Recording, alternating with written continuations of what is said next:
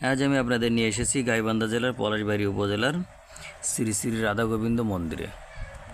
এই মুহূর্তে দাঁড়িয়ে আছি পলাশবাড়ি কমরপুরে অবস্থিত শ্রী শ্রী রাধা গোবিন্দ কালী মন্দিরে।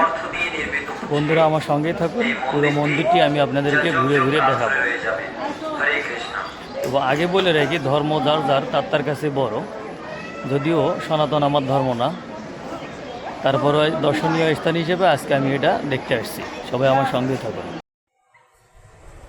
আজ আমি আপনাদের নিয়ে এসেছি গাইবান্ধা জেলার পলাশবাড়ি উপজেলার একটি অত্যন্ত জনপ্রিয় ও দৃষ্টিনন্দন ধর্মীয় স্থান শ্রী শ্রী রাধা গোবিন্দ ও কালী মন্দির। পুরো ভিডিও না টেনে শেষ পর্যন্ত দেখতেই থাকুন। মন্দিরটি পলাশবাড়ি উপজেলার কোমরপুর এলাকার মধ্যরামপুর গ্রামে অবস্থিত। এটি উত্তরবঙ্গের অন্যতম পরিচিত একটি হিন্দু ধর্মীয় উপাসনালয় এবং পর্যটন কেন্দ্র। চারপাশে সবুজ প্রকৃতি, শান্ত পরিবেশ আর মন্দিরের সুউচ্চ স্থাপত্য সব মিলিয়ে জায়গাটি দর্শনার্থীদের মন জড়িয়ে দেয়। এবার আসুন এটির ইতিহাস সম্পর্কে জেনে নেওয়া যাক। স্থানীয়দের মতে বহু বছর আগে এই অঞ্চলের ধর্মপ্রাণ মানুষদের উদ্যোগে ভগবান শ্রীকৃষ্ণ, রাধা গোবিন্দ ও কালী মাতার উপাসনার জন্য এই মন্দির প্রতিষ্ঠা করা হয়। প্রথমে এটি ছোট পরিসরে শুরু হলেও সময়ের সাথে সাথে ভক্তদের সহযোগিতা ও সংস্কারের মাধ্যমে এটি একটি বড় ধর্মীয় কমপ্লেক্সে পরিণত হয়েছে।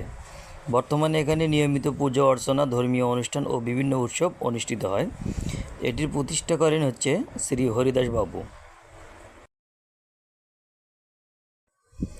এই মন্দিরে সারা বছর বিভিন্ন ধর্মীয় উৎসব পালন করা হয়।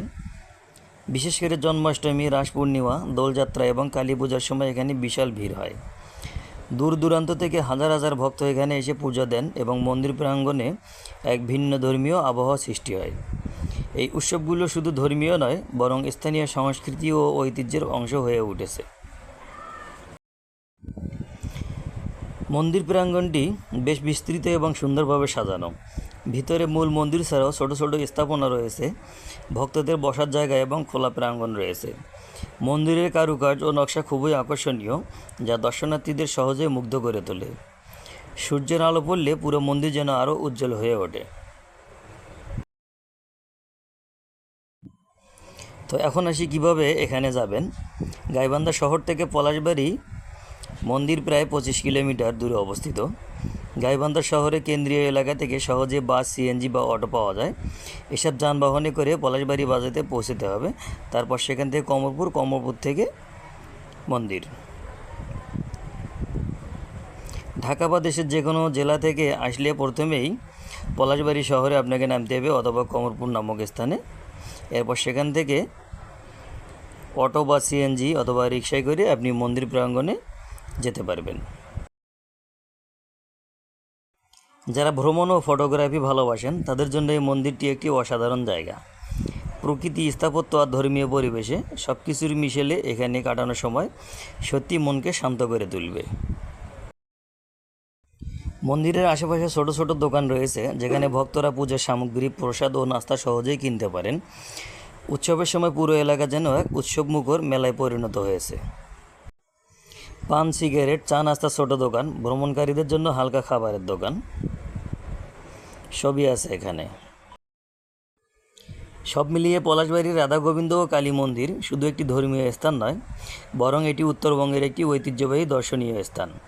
যারা শান্ত পরিবেশে ঘুরতে চান তাদের জন্য এটি হতে পারে একটি চমৎকার গন্তব্য।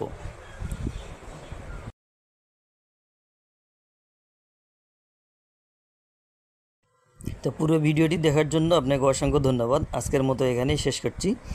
যদি ভিডিওটি ভালো লাগে তাহলে লাইক, কমেন্ট ও শেয়ার করতে ভুলবেন না। নতুন নতুন এরকম ভিডিও পেতে আমার সঙ্গেই থাকুন। সবাই ভালো থাকবেন, সুস্থ থাকবেন। আল্লাহ হাফেজ।